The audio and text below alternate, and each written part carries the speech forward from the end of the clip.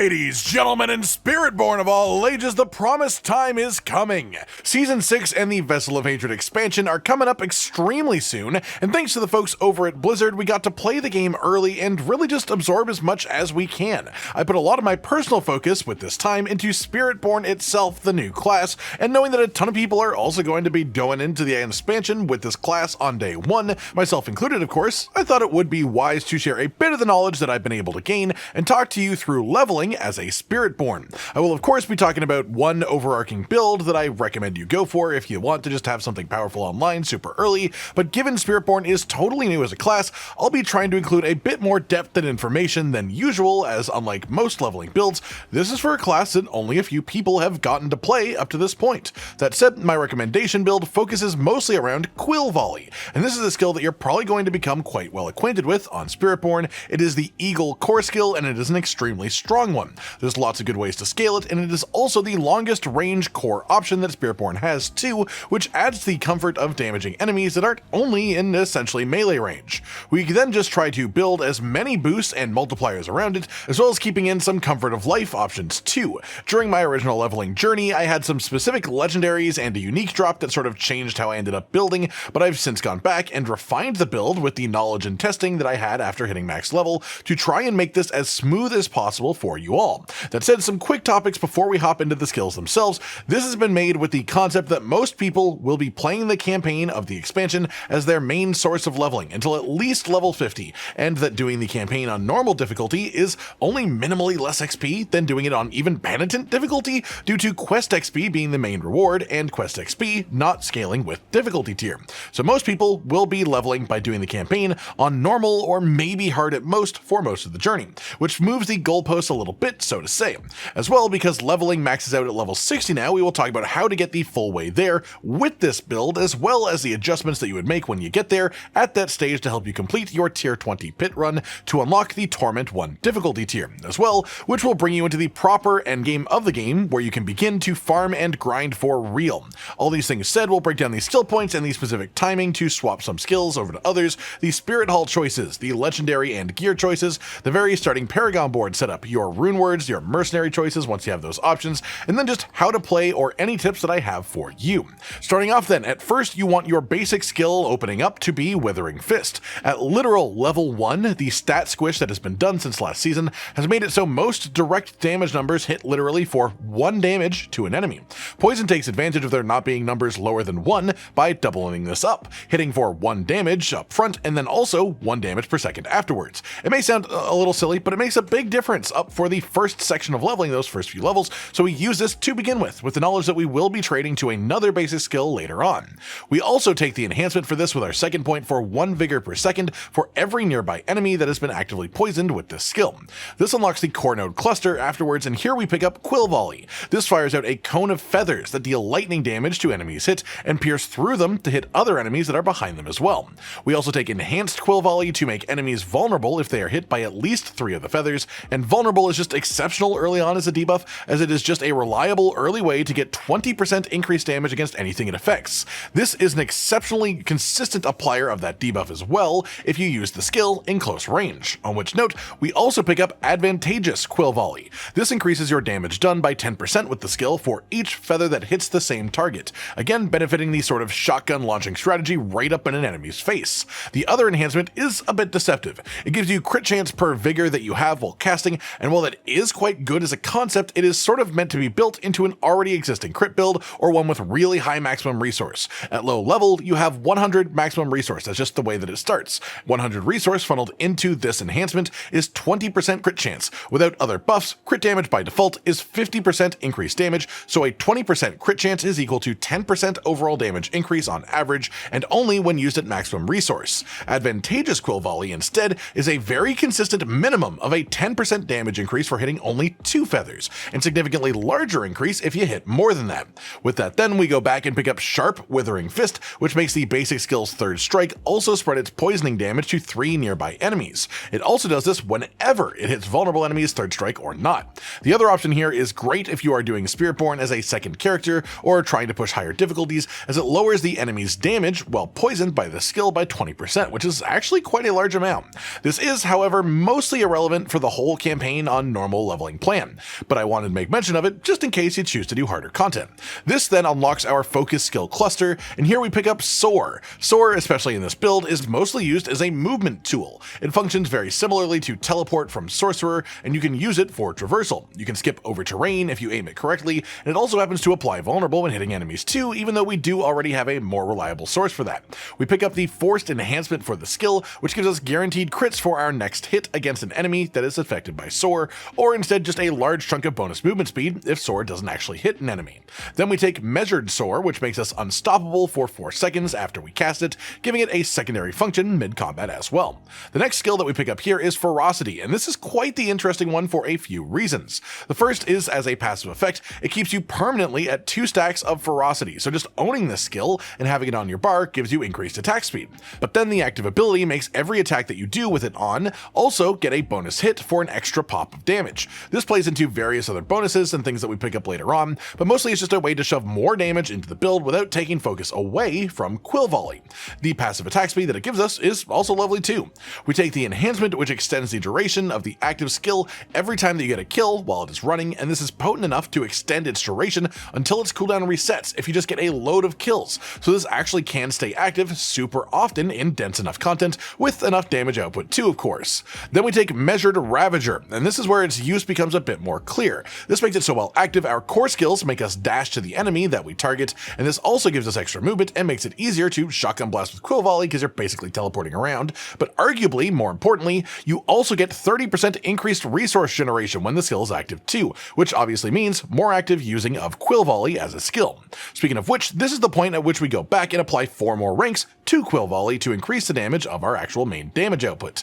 This unlocks the potency skill cluster now, and so we can go over here and we grab Razor Wings. This is one of my personal favorite Spiritborn skills. It was the one that I managed to just about absolutely break the game at level 30 in the early playtest that I did at Blizzard HQ, but it has changed a lot since then, and it is still extremely strong if you know how to work it into your build. That said, we pick it up, we grab Enhanced Razor Wings to make enemies vulnerable when they are hit from behind or crit with this skill, and then we grab Invasive Razor Wings, which makes them last 3 times longer and also changes the pattern, making them spiral outwards through enemies. It's at this point that we go back now and change our basic skill out. We drop all 3 ranks that we had into the Withering Fist sort of chain there, and instead stick them into Thrash, the Jaguar basic. This combos well with Ravager while it's active, and we take the enhancement, which makes it give us bonus vigor after we kill enemies, which means more frequent Quill Volley casts. And then Sharp Thrash makes every 3rd cast of Thrash give us a stack of Ferocity for free, which again means more attack speed with consistency.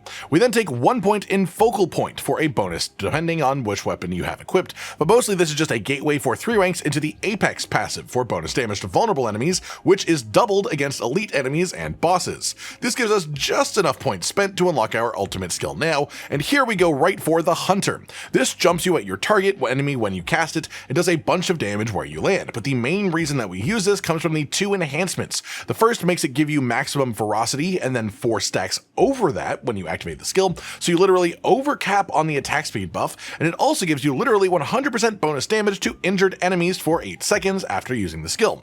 Then the final enhancement gives you a chance to reset the cooldown of this ultimate if you kill an enemy while the main effect is still active, which means while the Jaguar is still in our realm. This is a 40% chance for the first reset, which is halved every time that you successfully complete the reset, so if you get 2 resets in a row, your chance to get the 3rd reset is only 10% per kill instead. With this though, in most situations, you won't really get more than 3 or 4 resets at most in a chain before you have to wait for the full timer of the cooldown, but we can make really good use of this by spreading our uses out a little bit and using them more for the advantages of maxing out ferocity stacks, giving us the 8 seconds of bonus damage, and some really strong effects from the passives in this cluster too, rather than using the ultimate just for its own damage. That said, we pick up 1 rank of the Resolution passive, which increases your damage to elites for a few seconds after you use an ultimate skill, 1 rank of Sustenance, which gives us healing when we hit with our ultimate skill, and then 3 ranks of Intricacy.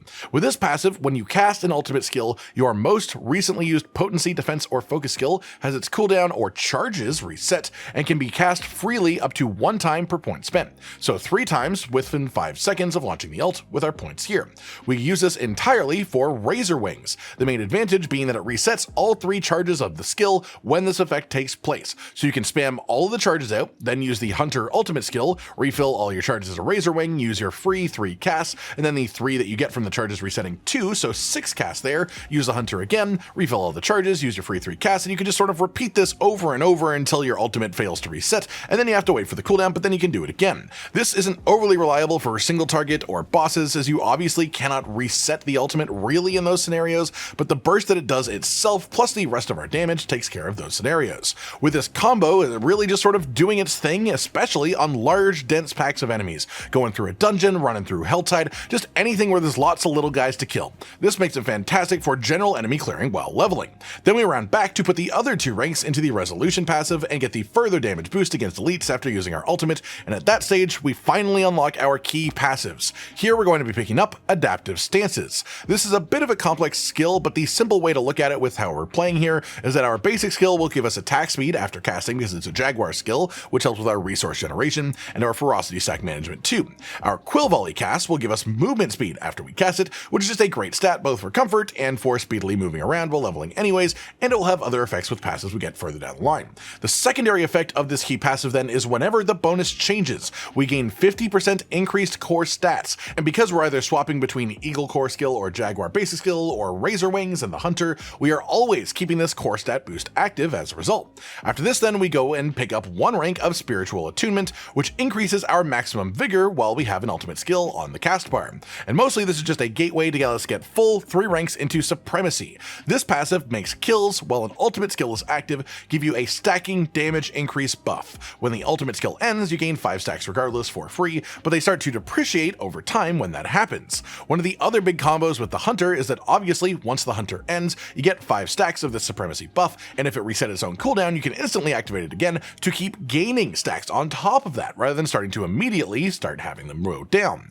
Obviously, if you are getting Hunter resets, you are probably getting stacks of Supremacy from killing things anyways, but it's just a nice little extra bit of synergy right there. After that, we pick up 3 ranks of the Potent passive, which makes enemies take increased damage from you each time that they are hit by a Jaguar skill. This is the other main place that Ravager chimes in, as the bonus hits from it build up this debuff quickly, and while it doesn't affect your immediate burst, this passive can build up a hell of a lot from beefier enemies like tougher elites or proper bosses. There is another passive in this cluster that you could take instead that boosts the Razor Wing damage significantly, but we don't really need Razor Wing to do more damage, we more so just want more damage when Razor Wing is down. After this, we pick up 3 ranks of Diminishment for reduced damage from vulnerable enemies, 3 ranks of Mirage, which gives 60% dodge chance while you use your evade, and crit chance is gained after you dodge an attack. This will happen just sort of somewhat passively when you evade during combat, and then 3 ranks of Unrestrained Power for increased damage when unhindered or unstoppable, with Soar being our main source of gaining this effect, and it now being better to cast it before we unleash our big Razor Wing and Hunter combo. Speaking of which, next up we take the remaining 4 ranks of Razor Wings to increase their damage, and then we get 3 ranks of the Brilliance passive to increase Eagle skill damage by a percentage of our movement speed bonus. While this says it is affected by our movement speed bonus, it seems to also count base movement speed of a character, which is 100% by default, so even with minimal increased movement speed, it still is a 10% damage increase on its own for both Quill Volley and Razor Wings, our main sources of damage. Then we pick up 3 ranks of Acceleration to make Eagle skills increase our movement speed, funneling back into the previous choice too. After this, we take 3 points of Vigorous as a passive to increase all resource generation by 15% after we cast a core skill, as well as all 3 ranks of Balanced Exertion to make core skills also cost more vigor, but deal more damage in return. With that, you will have 5 more skill points when maxed out than I do here, as this review build didn't have Renown finished off for us, and with those 5 points, you can pick up 3 ranks of Resilient for 15% bonus maximum life after you cast a Gorilla skill. We use primary Gorilla Spirit Hall bonus, which makes all skills also count as a Gorilla skill, so this will stay active 100% of the time. Then you have a bit of choice with your last points here. Dominant gives you increased damage with Gorilla skills against knockdown enemies, but more importantly gives you an execute chance as well. Or the main alternative is Anti-Venom, which gives poison resistance to help out with resistance caps at this stage of the game. The raw damage choice instead of these would be Initiative, which gives you unstoppable after you cast an ultimate, and this mainly is a consideration because it pairs well with the passive that increases damage while you're unstoppable, and of course our main goal of getting kills while the Hunter is active to reset its cooldown. That finishes us all up for skill points then, so let's move on to talk about the Spirit Hall choices for this setup. The choices themselves are relatively simple, and this is a combination that you will see a lot for different builds, all the way from leveling up until deep endgame because it's just really effective. Gorilla primary Spirit choice gives us barrier generation on each hit, as well well as applying any thorns damage that we have when you hit with a gorilla skill. Then it makes all skills also have the gorilla tag, so every skill will trigger both of those bonuses. This is especially notable because the Iron Barb's Elixir has a very high amount of raw thorn stat that it adds to you, especially if you get it while leveling. So if you can get the materials to craft one of these, it will funnel in through the Spirit Hull bonus and increase your damage a notable amount, even more in a build that is already quite strong without this interaction to begin with. Then for secondary Spirit Hull choice, we go with Jaguar. This increases our maximum stacks of ferocity by 1, so now it is 5 maximum stacks by default, which goes up to 9 if you use the Hunter with its overfilling effect. That will be then a total of 45% increased attack speed now. As well, this gives us 1 stack of ferocity every time that we kill an enemy or any time that we hit a boss, and that just means more consistently high attack speed in pretty much every scenario, which is just lovely to see and to have. With that then, let's move on to the gear and talk about legendaries. There are a lot of good legendaries for this build, and most of them do require at least a bit of RNG, but the easy guaranteed one that you can get for the Codex of Power early is the Aspect of the Expectant. This increases your core skill damage for each basic skill that you cast in between, and this is part of our general gameplay loop anyways, so especially before you have the full Ultimate and Razor Wings combo online, this adds a fair bit of damage. Outside of that, most of the others I would say that you should avoid purposefully imprinting until you are nearing level 60, as the raw power of the build is really strong just without any legendaries, and the imprinting material cost is quite high compared to leveling needs. But once you do reach level 60 and you are preparing for your tier 20 pit to unlock torment, the aspects that will increase your damage the most if you find them are the aspect of unyielding hits. This increases your weapon damage by a percentage of your armor stat. This is fantastic early game because the amount of armor that you have relative to your weapon damage stat makes this conversion extremely potent. If you happen to find it early while leveling, you should equip it without question. It does, however, start to drop off a little bit around level 55-ish when weapon damage starts to scale up super quickly, and then it comes back into being very relevant in deep endgame when you are far past armor cap. Point being though, if you find this aspect early, you should use it and you won't regret it. But even with that said, it's still one of the strongest aspects for pushing you into Torment 1 if you have decent enough gear around it to support the stat conversion. The main one for this build then specifically is the rebounding aspect. This makes the feathers from Quill Volley bounce back from their endpoint towards you and also explode on each end for bonus damage to any enemies that are there. Aside from that, the aspect of Plains Power is absolutely incredible, giving you lucky hit chance to create a Mystic Circle, and if you cast a Jaguar skill within it, the circle then increases your damage per stack of ferocity that you have. In our current setup, that's 9 stacks of that multiplier, which is extremely good value, but then another legendary aspect to combo with this is the Duelist, which increases the maximum ferocity stacks you can have by up to 5 on a perfect roll. So this can go up to 14 stacks of this buff from Plains Power when we use our ultimate skill. Extra things that you could put on even past this include any of the other Mystic Circle based aspects to just increase the chance of spotting these, but especially the Sky Power aspect, which makes the circle move with you when you evade, so it isn't just locked on the spot wherever it drops. For defense, there's the classic might aspect, as we are using basic skills often, so this is just a 20% defense increase, and actually disobedience is great, both because you have relatively low armor values early while leveling, and also because if you have unyielding hits as an aspect, the armor increase also converts to bonus weapon damage as well. Generally speaking then, this time around for leveling, I wouldn't recommend investing too much into tempering, as it's quite a material sink, but if you are feeling rich and you want to gain a little bit power through tempering, you would specifically want the weapon tempering affix that gives chance for Quill Volley projectiles to cast twice. There is also one of these for Razor Wings, but Razor Wings actually has a cap of 12 being active at a time, which you can actually get dangerously close to with our setup and attack speed, even without this tempering, so the Quill Volley boost is much more consistent and better. Past that, there are also Runewords, and you won't get many of these while leveling at all. A combo that you do get for free though from the unlock quest is the rune that gives you offering when you use an ultimate skill, and the rune that gives you a stacking crit chance buff in exchange for offering. Stick these two together and make them trigger off of each other, and you'll just get an extra ton of crit chance every time that you use your Razor Wing ult combo with the Hunter that stacks even further the more times that it resets before breaking as well. So this is just a really good early combo. Moving on from this then, we have Mercenary choices, and this is pretty standard for what you'll want on most classes and builds. We take Rahir as our main hired buddy, and in his skill tree we go down the Ground Slam side like so. We pick up the passive on the side to reach Bastion, and then we grab this passive, which is also what makes Rahir so strong. And Enemies that are affected by his ground slam attack will take increased damage, 15%. And when Rahir uses Bastion, it increases the player damage by 25% if you stand within the circle. 2 separate multiplicative damage buffs that he activates for us relatively passively while he fights. As well, his passive effect stops you from being one-shot once every 30 seconds, which is just obviously endlessly useful in a game that does have a few one-shots. Then for your reinforcement, you want Varyana, the Berserker Crone, and we specifically grabbed this skill as her reinforcement skill because it gives you 10% attack speed whenever she pops in to use it. So we set her to use it whenever we use any skill, and that will make her just use the skill on cooldown so that we get this buff as often as possible.